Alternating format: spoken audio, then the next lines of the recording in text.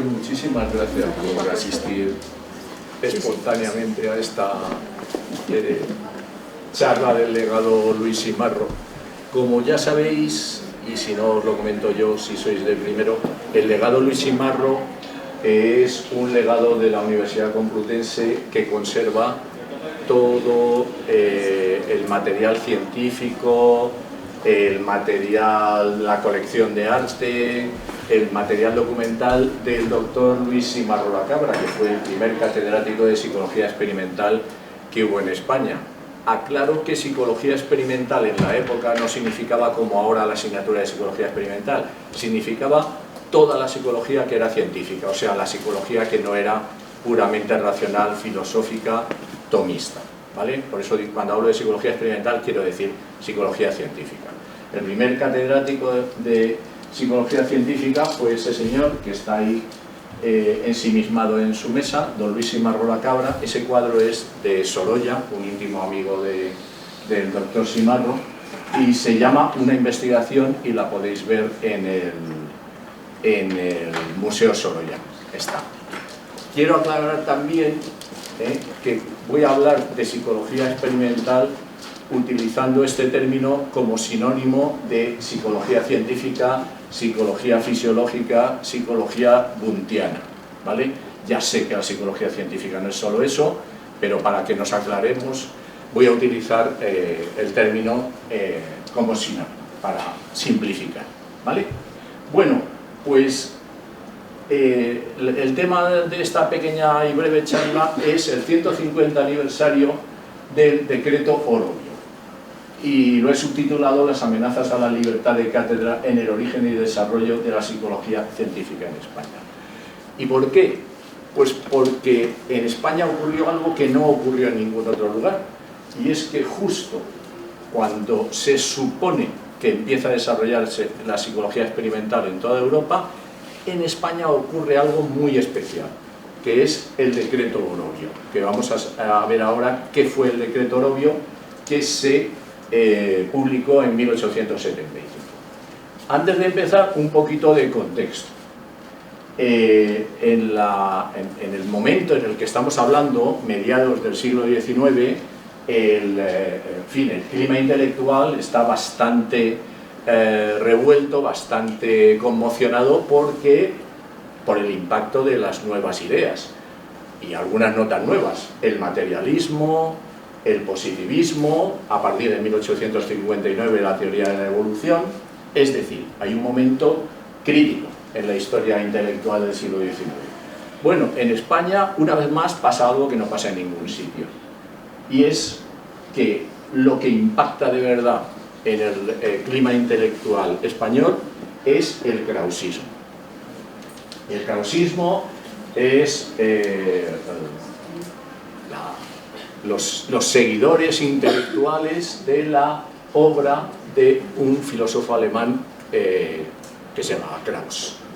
Este filósofo alemán y el krausismo, en el único país del mundo en el que tuvo éxito fue en España. En Alemania pasó como una derivación menor del idealismo alemán, pero don Julián Saz del Río en 1843 visita Alemania, que queda enamorado totalmente del krausismo, mucho más como una doctrina ética, como una doctrina de reglas para la vida, que propiamente en fin, de idealismo filosófico tomado hasta sus últimas consecuencias, que realmente eso solo lo pudieron absorber unos cuantos de la esfera de don Julián Saz del Río, entre otras cosas porque no es ninguna broma, es que es realmente muy difícil de entender el krausismo, no es una cuestión simplemente anecdótica. De hecho, ahora vamos a ver, el catedrático krausista por excelencia, don Nicolás Salmerón, de la Facultad de Filosofía de nuestra universidad, cuando empezaba el curso les decía a los alumnos que iban a suspender todos en las convocatorias de ese curso. Y cuando le preguntaban que por qué, que porque iban a suspender todos, les explicaba que él no creía que nadie pudiera entender bien la doctrina krausista en un solo año. y que entonces les iba a suspender todos el primer año y que luego el segundo año, pues ya viendo lo que hubieran aprovechado, pues ya aprobarían o no aprobarían. No todos los alumnos se lo tomaban bien, claro. Por ejemplo, don Marcelino Menéndez y Pelayo pidió el traslado a la Universidad de Valladolid porque no estaba dispuesto a esperar 2 años para aprobar la asignatura. En definitiva, el krausismo es una rama del idealismo, una doctrina panenteísta, muy mística, que tiene muy poco éxito en Europa, pero que en España prende como la yesca porque se presenta como la alternativa al pensamiento tomista tradicional. Bueno, en Europa, mientras el krausismo tiene tanta popularidad en España, pues en Europa vemos que están pasando cosas que realmente tienen mucha más importancia que el pensamiento de Krauss. En 1840 se publica ¿Qué es la propiedad?, de Proudhon. En el 42 el curso de filosofía positiva de Auguste Comte. En 1848 el manifiesto comunista de Marx. En 1855 la fuerza y materia de Büchner, la Biblia del materialismo. Es decir, que en España podría haberse producido la polémica intelectual por un montón de cosas en la universidad y, sin embargo, realmente la polémica, no solo exclusivamente, pero muy acentuadamente, se produce en torno a la contención, el combate contra la influencia del pensamiento krausista. Bueno, pues mientras todas esas cosas ocurren en Europa, en España realmente el que se convierte en la bestia negra del pensamiento tradicional es Krauss. Esta es la edición de 1860 del famoso Ideal de la Humanidad para la Vida que realizó don Julián Sá del Río. Por eso, la primera idea que os quiero dejar es que en el siglo XIX la polémica fundamental en la universidad en contra de las nuevas ideas es contra una nueva idea que realmente, en fin, no era para tanto porque era una doctrina idealista, en fin, que realmente no suponía una amenaza tan grave. El único problema que había es que era una doctrina traída de Alemania, por lo tanto sospechosa, como decía don Marcelino Menéndez y Pelayo, de ser anticristiana y antiespañola. Y entonces, claro, siendo anticristiana y antiespañola, pues es perfectamente lógico que suscitara sus recelos. Bueno, vamos a empezar con decretos, porque se llama el decreto Orobio, pero hay una serie de decretos. El 28 de octubre de 1864, el ministro Alcalá Galiano, ministro de Fomento, aclaró que no existía Ministerio de Educación ni Ministerio de Instrucción, sino que la educación estaba dentro del Ministerio de Fomento, por lo tanto el ministro de Fomento era el ministro de Educación. El 26 de octubre de 1864 el ministro Alcalá Galiano publica un decreto en el que dice al ser encargado por su majestad, encargándome del desempeño del Ministerio de Fomento, ha llamado especialmente mi atención el estado de la enseñanza. Sobre tan grave materia no debo ni puedo ocultar que existen numerosas quejas y reclamaciones, fundamentalmente contra los catedráticos krausistas, representándola en un estado poco satisfactorio. No ciertamente por falta de luces o saber en las personas que con brillo sumo ejercen el profesorado, pero sí en punto a las doctrinas perniciosas que corren con valimiento entre la juventud, suponiéndolas alguna vez promulgadas y con frecuencia toleradas o no bastante combatidas por algunos profesores. Bueno, y les dice a los rectores específicamente: por consiguiente, el menor desvío del riguroso cumplimiento de su obligación, de la de los rectores, sería en él una falta más grave que en un particular cualquiera, y sería de mucha mayor gravedad porque tendría mayor trascendencia cualquier yerro que cometiese al salirse del terreno a que debe estar ceñido, y lo hiciese de un modo que le pusiese en contradicción con los principios que son el fundamento de nuestra sociedad política y religiosa. En materia tan grave, disimular su mal proceder sería casi un delito. Así que las cosas han quedado muy claras en 1864. La desviación de la sana doctrina es casi un delito. ¿Ok? Bien, el primero que protesta contra este decreto de Alcalá Galiano es este señor que va a salir varias veces, que es don Emilio Castelar, ese que en el Paseo de la Castellana está así dirigiéndose a todos los coches que pasan a su alrededor. Don Emilio Castelar tiene un periódico que se llama La Democracia y en él publica un artículo denunciando este decreto de Alcalá Galiano como un decreto contra la libertad de cátedra. Le abren expediente, pero para empeorar todavía las cosas, al año siguiente, en 1865, el Ministerio de Hacienda, dada la ruina en la que se encuentra el Estado, encuentra una fórmula para solucionar la ruina, o por lo menos para atenuarla, que es vender bienes del patrimonio nacional. Y presentan la fórmula de vender los bienes y dedicar el 75% para el Estado y el 25% para la reina, Isabel II. Y todos los periódicos conservadores presentan esto como un gesto maravilloso de la reina, que renuncia al 75% y solamente se queda el 25%. Pero claro, hay otra gente que dice, don Emilio Castelar en su periódico, que ¿de quién es el patrimonio real? ¿Cómo que nos está cediendo el 75% si es todo nuestro? Si es de la nación, ¿vale? Bueno, pues cuando publica el artículo inmediatamente el ministro llama al señor rector de la Universidad Central, Juan Manuel Montalbán, y le exige que abra expediente y separe a Emilio Castelar de su cátedra. Emilio Castelar le responde al rector que ya le han abierto una causa penal y que por lo tanto, como va a tener que contestar ante los tribunales penales, pues que no va a contestar al rector también. Y el rector se da por satisfecho. Bueno, pues no quiere contestar porque ya va a contestar a la causa penal. Le responde al ministro que no le va a abrir expediente y el ministro destituye al rector, a Montalbán, y destituye a Miguel Moraita y a don Nicolás Salmerón, catedráticos que se han solidarizado con Emilio Castelar. ¿Vale? Bueno, pues estando así las cosas, y veréis que esta historia no solamente es intelectual, sino también sangrienta, estando así las cosas, llega el 10 de abril de 1865. El 10 de abril de 1865, los estudiantes, tomad nota, los estudiantes convocan una manifestación en la Puerta del Sol, eso es la Puerta del Sol, para manifestar su solidaridad con el rector al que han destituido y con los catedráticos que han sido destituidos. Esa noche, la noche de la manifestación, se conoce como la noche de San Daniel, 10 de abril de 1865.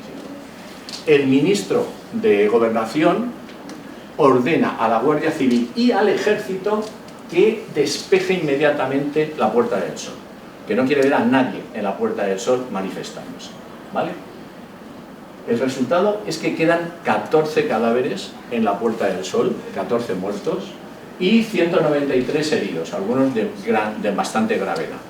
Como no hay fotografías en la época, solo hay grabados. Este grabado es muy significativo porque veis cómo están despejando con violencia la Puerta del Sol, pero es que en la Puerta del Sol no había solamente estudiantes, estaba la gente que pasaba por allí en aquel sitio. Así veis a una señora con un niño de la mano, de manera que de los cadáveres que se descubren cuando se despeja la Puerta del Sol, había algunos estudiantes y había algunos que eran niños, señoras que pasaban por allí y que fueron asesinadas en la Puerta del Sol.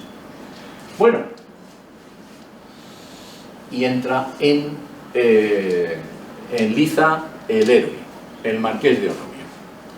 El Marqués de Orobio fue ministro de Fomento en tres épocas, en tres fases distintas. Primero en 1865, unos meses, luego entre 1866 y 1868, y luego con la Restauración entre 1874 y 1875. Era un aristócrata riojano del Partido Moderado y totalmente identificado con las ideas más reaccionarias del momento. Bueno, Orobio se hace cargo de lo que ha ocurrido en la noche de San Daniel y se hace cargo además de que don Emilio Castelar ha tenido que huir a Francia porque le han condenado a muerte y ha tenido que exiliarse porque le acusan de estar detrás de un intento de golpe de Estado que se conoce como el golpe del cuartel de San Gil. Pasemos del tema. Emilio Castelar ha tenido que ir al exilio. Bueno, pues el marqués de Orobio decide poner orden y el 23 de enero de 1867 publica un primer decreto Orobio, porque hubo dos decretos Orobio, un primer decreto Orobio. Y en el artículo 43 del decreto dice: cuando un catedrático de facultad vienen explicaciones de cátedra, vienen libros, folletos u otras publicaciones, vierta doctrinas erróneas o perniciosas en el orden religioso, moral o político, el rector, bajo su más estrecha responsabilidad, procederá a la formación de expediente. Comprobado el abuso del catedrático, elevará el expediente al gobierno, quien, oyendo al Real Consejo, dictará la separación definitiva del profesor. Así que las cosas quedan absolutamente claras. Bueno, cuando este decreto se iba a poner en marcha y iban a empezar, obviamente, las consecuencias esperables en la universidad, resulta que llega la Revolución de 1868. La Revolución de 1868, que ya sabéis que es una revolución de carácter progresista, dirigida por el general Prim y el general Serrano, fundamentalmente, y el almirante Topete, militares. Una cosa que le llama mucho la atención es que la inmensa mayoría de los golpes, por no decir casi todos o todos, de los golpes militares en el siglo XIX eran golpes de izquierdas, no de derecha. Luego cambió mucho la cosa en el siglo XX. Bueno, la Revolución de 1868 llega y, como es lógico y natural, se anula el decreto Orobio y don Manuel Ruiz Zorrilla, que es ahora el ministro de Fomento, decreta aquí, el 22 de octubre de 1868, es indispensable derogar los decretos publicados en 1866 y 1867 sobre el profesorado, las humillaciones y amarguras que esa legislación reaccionaria ha hecho sufrir a los profesores, las trabas con que limita la libertad de los alumnos, la preferencia injusta que se da a unos estudios y el desdén con que menosprecia a otros, sus tendencias al retroceso, su oposición a lo que no se conforma con determinadas doctrinas y sobre todo la enérgica y general censura de que ha sido objeto, no consienten que siga influyendo en la educación de la juventud. Bueno, pues la cosa parece que vuelve otra vez a la política de la libertad de cátedra. Claro, esto depende del éxito que tenga la Revolución de 1868. Y la Revolución de 1868 enseguida empezó a torcerse. He comentado el decreto de Manuel Ruiz Zorrilla, pero también es muy importante recordar que ese mismo año nombran a un rector para nuestra universidad. Y el rector que nombran es don Fernando de Castro, una persona que había sido sacerdote y que ahora era uno de los intelectuales krausistas más importantes, que se hace cargo del rectorado de la Universidad de Madrid. Es muy famoso el discurso de apertura en el que da la bienvenida de nuevo a los profesores que habían sido exiliados, como Castelar y compañía, y en el decreto no lo voy a leer todo, vamos, no lo voy a leer ni siquiera este párrafo, pero en el central dice: las cosas, las aplicaciones que hay que tomar son, ellas se reducen a mi juicio, por encima de toda diversidad de doctrina, situación y conducta, a la libertad de la ciencia y a la independencia de su magisterio. Bueno, como digo, la época revolucionaria va a durar lo que dure la revolución y enseguida la cosa se empieza a torcer. ¿Por qué? Porque al cerebro de la revolución lo asesinan. Ese señor que está ahí de cuerpo presente es el general Prim, que es asesinado. El señor que le está mirando es el rey Amadeo de Saboya, que era el rey que se suponía que había aceptado la corona de España para impulsar el proyecto democrático liberal. El proyecto democrático liberal de la monarquía fracasa y no hay más remedio, a pesar de los propios revolucionarios que no eran republicanos, de proclamar la república para intentar por lo menos salvar la revolución.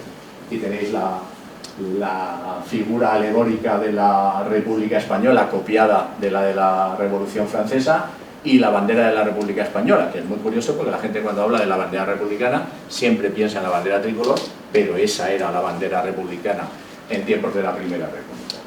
Bueno, como ya sabéis, la cosa termina otra vez en un golpe, y esta vez es en el golpe del general Pavía, que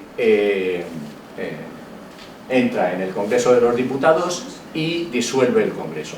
Hay que decir que la República fracasó por todos los enemigos reaccionarios que tenían y por la infinita estupidez de los dirigentes republicanos que la llevaban, que se dedicaron a pelearse entre ellos en vez de trabajar por sacar adelante el proyecto de la República. O sea, Figueras, Salmelón, Castelar, etcétera, se dedicaron a luchar entre ellos. O sea, algo realmente incomprensible, pero que ocurrió. Bueno, ¿quién vuelve? Pues Orobio. Cuando la República termina, 1874, vuelve otra vez la dinastía Borbón, Alfonso XII, la regencia, Alfonso XII, y el presidente del gobierno, Cánovas del Castillo, nombra ministro otra vez de Fomento a don Manuel de Orobio, al marqués de Orobio. Y claro, el marqués de Orobio, que ya había visto lo que había pasado la primera vez, dice, esta vez lo vamos a hacer, pero lo vamos a hacer todavía mejor. Y publica, y este sí, es el famoso decreto Orobio, publicado el 27 de febrero de 1875. Por eso, en el 2025 se cumplen 150 años de la publicación de este libro. Por supuesto, ¿en qué consiste el decreto? Pues consiste, artículo primero, quedan derogados los artículos de tal de 24 de octubre de 1868. O sea, queda derogada la legislación de la Revolución de 1868. Pero, como ya sabe lo que pasó la otra vez y que los rectores no colaboraron, además de publicar el decreto, publica una circular que dirige a los rectores, para que no tengan dudas sobre cómo se aplica. Entre los diversos ramos, el esplendor y la grandeza, los padres de familia vienen preocupándose constantemente de este vital asunto y se hallan hoy alarmados cuando, merced a los últimos trastornos, la revolución, se han desquiciado y echado por tierra los principios fundamentales que han servido de base en nuestro país a la educación y a la enseñanza pública. Por tanto, señor rector, es pues preciso que vigile usted con el mayor cuidado para que en los establecimientos que dependen de su autoridad no se enseñe nada contrario al dogma católico ni a la sana moral, procurando que los profesores se atengan estrictamente a la explicación de las asignaturas que les están confiadas, sin extraviar el espíritu dócil de la juventud, que supongo que es lo que estoy haciendo yo hoy aquí, extraviar el espíritu de la juventud, por sendas que conduzcan a funestos errores sociales.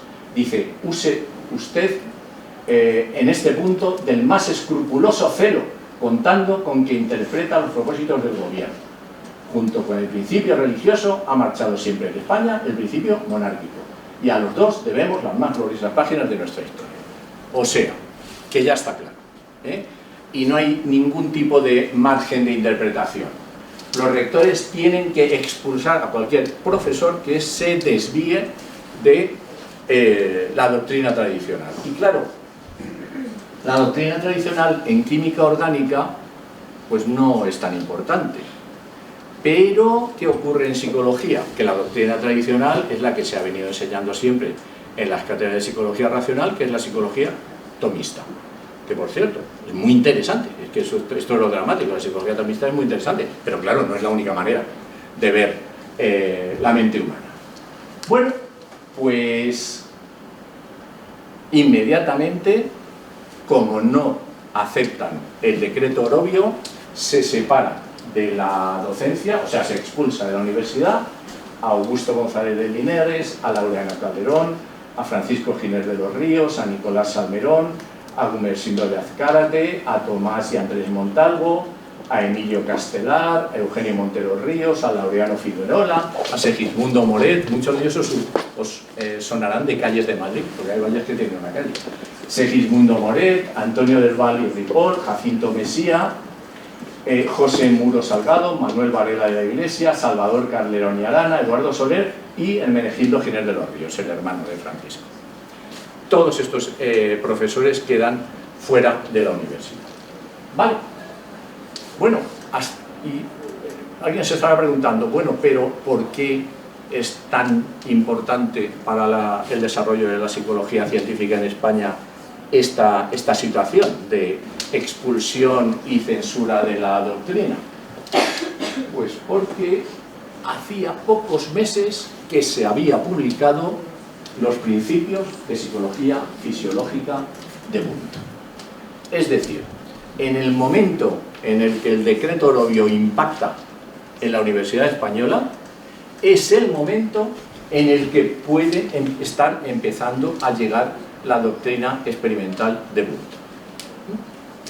Y la doctrina experimental de Wundt no se homologa a la doctrina tradicional, porque es una doctrina a la que se le acusa, propio Menéndez Pelayo, a que se le acusa de positivista y materialista, y encima viene de Alemania, que ya se sabe que son protestantes y masones.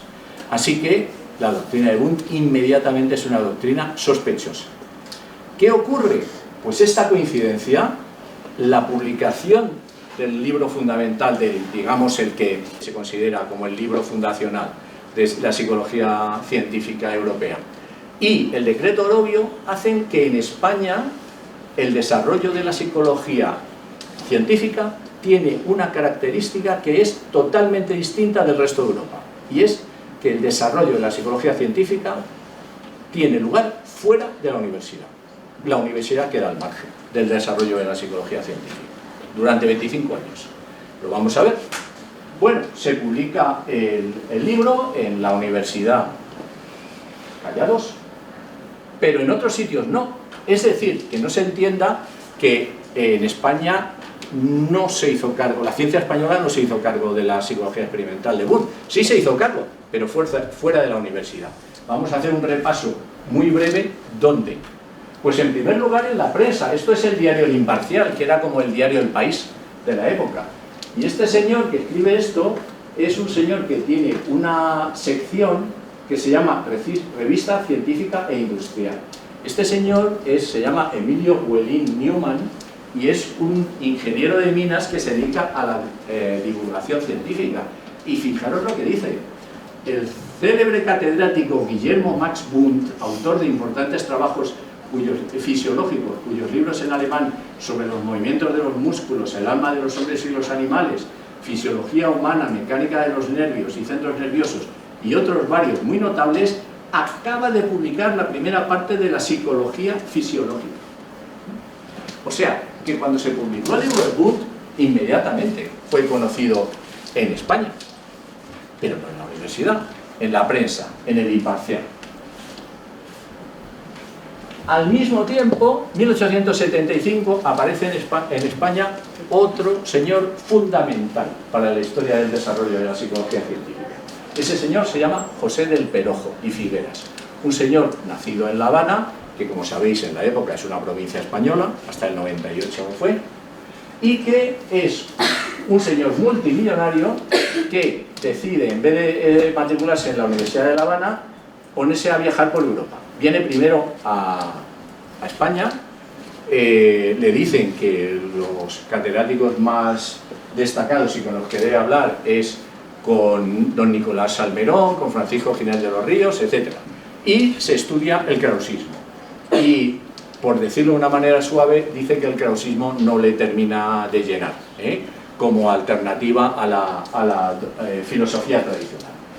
Viaja por Europa, conoce a Wundt, conoce a los del círculo neocantiano de Heidelberg y publica en 1875 ensayos sobre el movimiento intelectual en Alemania. Y fijaros sobre las personas que habla en este libro, entre otras muchas: Fechner, Darwin, Haeckel, Wundt, es decir, está publicando un texto en el que divulga las nuevas ideas sobre, no solamente sobre la psicología, pero también sobre la psicología.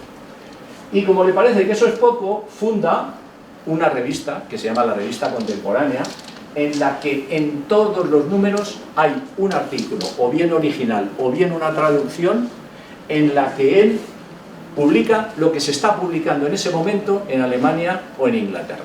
El ejemplo lo tenéis aquí. En un número posterior, Perojo publica en su revista la traducción del artículo de George Sully, que había salido en Mind, que se llama La psicología fisiológica en Alemania. ¿En dónde? Y este artículo, atención, este artículo es un resumen perfectamente ordenado y riguroso de todo el volumen Psicología fisiológica en Alemania. Es decir, el lector español tenía un resumen muy bien hecho de lo que había publicado Wundt en Alemania. En Cuba, que repito otra vez más, es una provincia española, otro cubano, pero un cubano que se quedó en Cuba, no vino a España como Perojo, funda la Revista de Cuba. Y en la Revista de Cuba se dedica a la divulgación del pensamiento de Wundt, del pensamiento de los asociacionistas británicos, es decir, difundir la nueva psicología. Por ejemplo, este artículo, os lo he traído porque es una anécdota muy divertida. Es un artículo sobre Alexander Bain y el asociacionismo de Alexander Bain.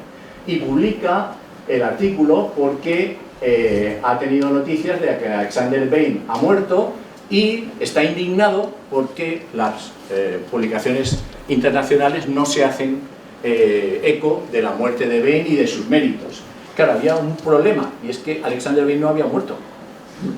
Había muerto un ingeniero que se llamaba Alexander Bain y que Barona pensó que era Alexander Bain. Y entonces le extrañaba mucho que las publicaciones internacionales no dijeran nada. ¿Qué iban a decir si Alexander Bain estaba vivo? Pero da igual, lo que quiero decir es que estaba pendiente permanentemente de lo que ocurría en Europa para difundirlo en Cuba. Este caballero, Enrique José Barona, en 1888 reunió todo el programa de conferencias sobre psicología científica que había dado en la Academia de Cuba y las publicó en este volumen que se llama Conferencias Filosóficas, Psicología, pone segunda serie porque la primera serie está dedicada a la lógica, en lo que constituye, yo creo, el primer manual de psicología científica experimental que se publicó en España. Lo publicó en 1888 Enrique José Barona en Cuba. ¿Y qué otro sitio se dedica a la difusión de la psicología experimental? Pues el Ateneo Científico, Literario y Artístico de Madrid. Y se dedica a la difusión de la psicología experimental, pero no porque un día vaya a dar una conferencia un psicólogo. Vamos a ver. Este señor es Jaime Vera, el famosísimo psiquiatra, amigo de Simarro, un intelectual de primer nivel, y además un político destacado. Es uno de los cofundadores del Partido Socialista Obrero Español y uno de los primeros que el primer texto de filosofía marxista, o mejor dicho, de análisis marxista que se conoce en España, es un texto de Jaime Vera que se llama Informe de la Agrupación Socialista Madrileña. Bueno, pues este señor en el Ateneo abre un ciclo de conferencias, y esto es la crónica que publica El Liberal sobre la conferencia de apertura. Y dice El Liberal: un discurso de verdadera sensación escuchó anoche el Ateneo, de boca del doctor don Jaime Vera, secretario de la sección de Ciencias Naturales, exponiendo el tema que ha de ser asunto de las discusiones de dicha sección: concepto naturalista de la psicología. El doctor Vera, con gran sinceridad y franqueza, expuso en un discurso profundísimo el cuadro completo de las doctrinas materialistas y de todas sus consecuencias en el orden filosófico y social. Hizo una severa crítica de los dos procedimientos de investigación psicológica, o sea, el intuitivo y el de observación externa, manifestando que solo este último puede dar conocimientos ciertos. Y no es solamente que hablara Jaime Vera, es que se abrió una serie de debates sobre las ideas de Jaime Vera. Unos le pusieron a parir, otros, como los Simarro no, porque estaba en ese momento en París, pero los del ciclo de Simarro le apoyaron, etc. ¿Creéis que esto es lo único que hizo el Ateneo? Pues aquí tenéis, el Ateneo y el Nuevo Laboratorio, el diario El Liberal en 1895. En la última Junta General que el Ateneo celebró el 4 del corriente, fue aprobado por una inmensa mayoría el proyecto de creación en la docta casa de un laboratorio de biología, de psicología experimental y de antropología, bajo la dirección de los señores Cajal, Simarro, Antón, Salillas y Escudero. Estos ilustres doctores, sin levantar mano y con el interés que empresa tan beneficiosa merece, están confeccionando el plan, método y presupuesto de esta enseñanza, más que superior, superiorísima. Y en breve plazo, el primer centro científico de España dará inequívocas pruebas de que la regeneración del país, por medio de la instrucción, es empresa que le preocupa y le interesa. Aquí en nuestro pueblo, donde por desgracia no existe ningún laboratorio oficial de psicología positiva, pues solo el doctor Simarro, con el altruismo que le caracteriza, explica en el museo al que lo quiere aprender, ciencia tan metida hoy en el campo de la experimentación. O sea, el Ateneo decide montar un laboratorio de psicología experimental. Y en la noticia se comenta que es imprescindible porque el único sitio donde se puede aprender psicología experimental es en los cursos que de forma totalmente altruista está dando Luis Simarro. ¿Dónde? En el Museo Pedagógico Nacional. Museo, no penséis en el concepto de museo actual. Museo era un centro de estudios. Y dice la noticia de 1895 del Liberal: el doctor Simarro comenzó anoche en el Museo Pedagógico Nacional los experimentos de psicología fisiológica, utilizando los aparatos de aquel laboratorio. Estos experimentos son la aplicación práctica del curso que ha venido dando y que continuará todos los martes. Es la primera vez que en nuestro país se hacen esta clase de trabajos de psicología experimental. Simarro fue el primero, pero no en la universidad, sino años antes de que él llegara a la universidad, en el Museo Pedagógico Nacional. Y he dejado para el final otros divulgadores de la psicología experimental en España, que fueron los señores de la Institución Libre de Enseñanza. Aquí tenéis la primera junta directiva. Y lo he dejado para el final porque la relación de la Institución Libre de Enseñanza, o sobre todo del krausismo, con la psicología experimental fue una relación ambivalente. No la abrazaron encantados, y era totalmente lógico, claro, porque recordemos, el krausismo era una doctrina fundamentalmente idealista.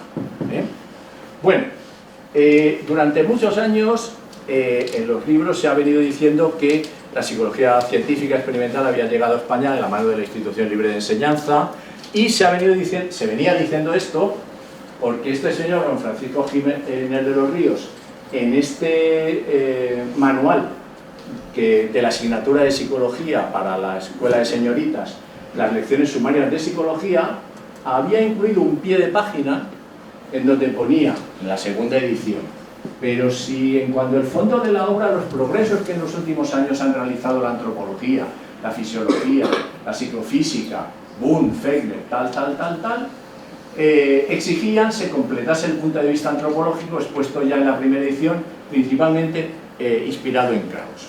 O sea, este es el comienzo de lo que a mí me parece una leyenda, eso que se llama el krausopositivismo. O sea, el intento de combinar el krausismo con el positivismo. Bueno, si te lees el índice del libro, te das cuenta de que, vale, será compatible, pero en el índice pone psicología general, el espíritu y el cuerpo del hombre y el del animal, vida del cuerpo y sus funciones, edades e ideas del sistema nervioso, unión del espíritu y el cuerpo del hombre, idea del espíritu, análisis del espíritu, cualidades del espíritu. Es decir, era un libro krausista con, eso sí, unas cuantas citas a autores de psicología experimental, pero el marco conceptual no había cambiado para nada. Así que, no. Aquí tenéis una pequeña cita que os he traído de un krausista acérrimo, Urbano González Serrano, en el que está hablando de las nuevas doctrinas que hoy vienen por el mundo intelectual en Europa, y dice: de estas, las más ganosas de dominar con imperio absorbente el inconmensurable campo de la cultura son las que, constituidas con el nombre de estudios de psicofísica, que son especie de puente levadizo, era muy poético, de puente levadizo para llegar a constituir la física del alma, o lo que ha dado en llamarse, con una audacia inexplicable, la nueva psicología, una psicología sin alma. Bien, los krausistas evidentemente eran idealistas, lo que no eran tontos para nada. De manera que al mismo tiempo que criticaban teóricamente la psicofísica, invitaban a Luis Simarro a dar un curso sobre teorías modernas sobre las funciones del sistema nervioso. Y no solamente eso, sino que en el boletín de la Institución Libre de Enseñanza le invitaban a publicar las investigaciones que estaba realizando en el Museo Pedagógico Nacional, en este caso sobre el exceso de trabajo mental en la enseñanza. ¿Qué quiero decir con esto? Pues que no, la psicología científica no llegó a España de la mano, por supuesto de la universidad, no porque el decreto Orovio había echado, mejor dicho que haber echado, había impedido que la psicología científica se divulgara en la Universidad Española. Pero tampoco fue la Institución Libre de Enseñanza, fueron... Bueno, entonces, antes de poner las últimas imágenes, que es una reflexión sobre la situación actual. La idea central de esta pequeña charla es que el decreto Orovio de 1875 coincidió con el impacto de la psicología experimental en Europa, que fue a partir del manual de Boone de 1874. De manera que bloqueó la entrada de la psicología científica en la universidad, no pudo bloquearla en otros ámbitos, entre otras cosas, porque Cánovas le dio mano suelta a Orovio en la universidad, pero le impidió que ejerciera una censura de prensa, censura de libros, etcétera, etcétera, de manera que la psicología experimental penetró en la prensa, penetró en las publicaciones de don José del Perojo, penetró en el Museo Pedagógico, penetró en el Ateneo y penetró en la Institución Libre de Enseñanza. ¿Vale?